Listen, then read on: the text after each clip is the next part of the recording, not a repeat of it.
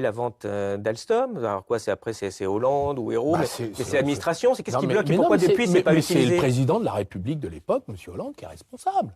Il a pris la décision devant moi. Il avait quoi comme argument? C'était quoi son argument? Il n'y a pas d'argument, c'est comme ça. Il a dit que on faisait l'alliance avec les Américains. Bon, très bien, voilà. Il a décidé. Il a dit améliore l'accord. Donc moi je suis arrivé, j'ai dit non, moi je veux pas, on la bloque. Mieux vaut travailler avec les Allemands et les Japonais, c'est plus intéressant pour nous, et on a le temps. Et il a dit non, on fait. Ah bon, pourquoi? C'est ma décision. Et franchement, j'aurais dit, si c'est ça la décision, voilà ce que je veux en contrepartie. Nationalisation d'Alstom, ce qui reste.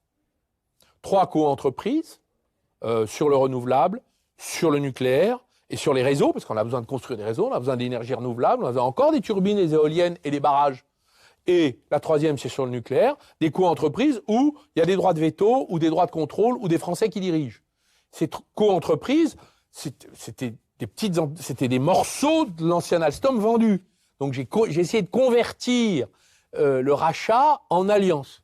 C'était pas facile, parce que j'étais pas très aidé. Donc Alstom est trop petite, 25 milliards, General Electric 250 milliards, donc on va mettre l'État en face et on va négocier sur ces 3 co-entreprises. Ces 3 co-entreprises ont été vendues par Bruno Le Maire et Emmanuel Macron.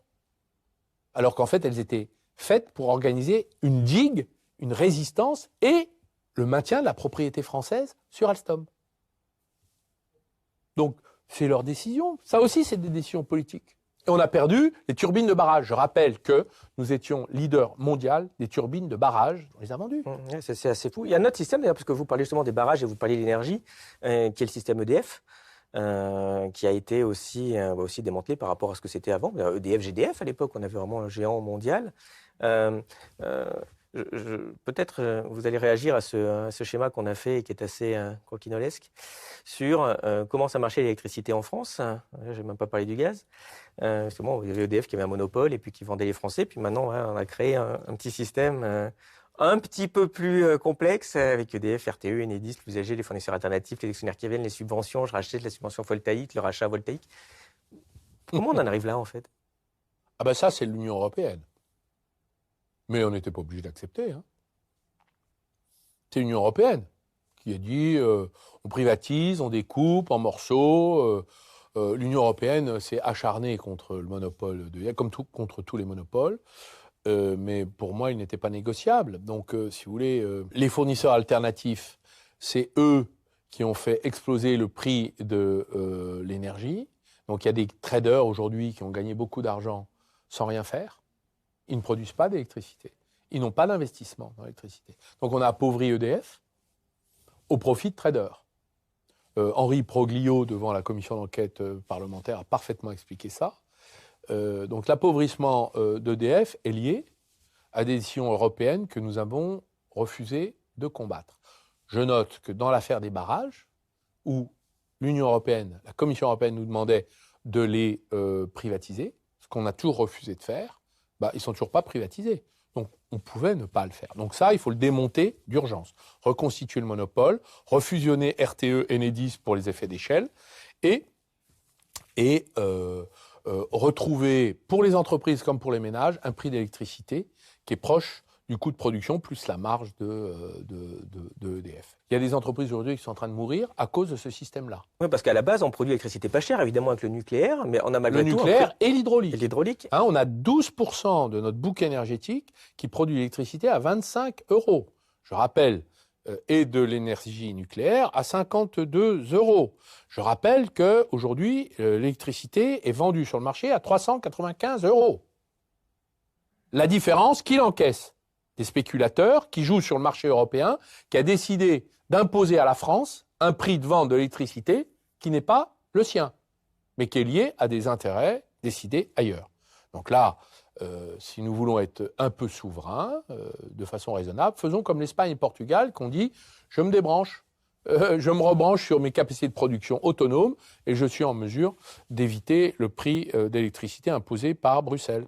Pourquoi? Parce que l'intérêt national, quand on est en urgence absolue, doit primer l'intérêt mercantile ou bureaucratique de Bruxelles. Donc qu'on n'a que faire. Je rappelle que nous sommes l'Europe. C'est nous qui devons décider. Et je rappelle que nous payons pour l'Europe 45 milliards chaque année. Nous sommes l'un des principaux contributeurs nets. Donc, nous sommes chez nous, excusez-moi. Donc, notre intérêt national doit primer. Et ce n'est pas porter atteinte à quiconque dans cette affaire, car il n'y a pas de défaut de solidarité vis-à-vis de l'Europe, il y a juste une absence de solidarité vis-à-vis de la France. Pour la réindustrialisation, il y a un point aussi qui est très important et qui est en dégradation. Comme on le voit sur ce graphique, c'est l'évolution des coûts de production en France, en particulier évidemment après les impacts de la crise du Covid, puis un peu de la guerre en Ukraine, qui ont fortement augmenté en Europe le coût de production. Comment les industriels Quelle est votre source? peuvent réagir? INSEE? C'est l'INSEE, oui. Très bien. Alors, vous voyez là, vous avez une explosion des coûts en 22, 23. Ça, c'est la mort de l'industrie. Ce qui reste de l'industrie va disparaître, et de l'agriculture. Donc là, attention, c'est pour ça que je parle d'urgence absolue. Ça, c'est le prix de l'énergie. Donc aujourd'hui, d'ailleurs, je suis allé sur le terrain dernièrement à la demande d'un entrepreneur et un petit groupe d'entrepreneurs en Bretagne qui ont des prix qui ont augmenté de l'énergie, qui ont augmenté de 300 à 400%. Ils disent, moi j'ai commencé à licencier, je vais être obligé je vais aller au tribunal de commerce, je suis en quasi-faillite. Bon, donc en fait, ça, là, ce qui est en train de se passer, c'est, il n'y aura pas de réindustrialisation, il va y avoir une nouvelle vague de destruction économique. Et le gouvernement ne veut pas porter atteinte à son amour de Bruxelles. Il reste dans sa bruxellose.